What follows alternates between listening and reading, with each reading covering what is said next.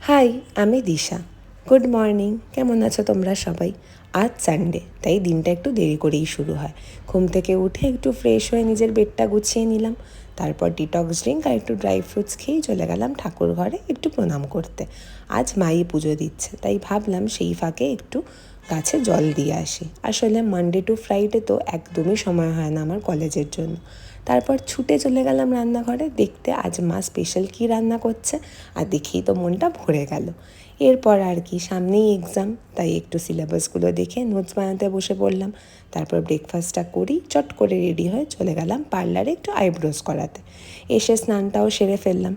জানো তো, ছুটির দিনগুলো ছাড়া আমার তো নাচ তোলাও হয় না আর একটুও প্র্যাকটিস করা হয় না। তাই আজকে একটুখানি নাচ তুলে নিলাম। কিছু নাচের ভিডিওস তোমরা খুব তাড়াতাড়ি দেখতে পারবে। তারপর মা লাঞ্চের জন্য ডাকলো। আমার খুব প্রিয় খাবার ভাত, চিকেন কষা আর সাথে ডাল। তারপর একটু ঘুমিয়ে পড়েছিলাম, ঘুম থেকে উঠে স্যালাডটাও খেয়ে নিলাম। ব্যাস এইভাবেই শেষ করলাম আমার ছুটির দিনটা। টাটা।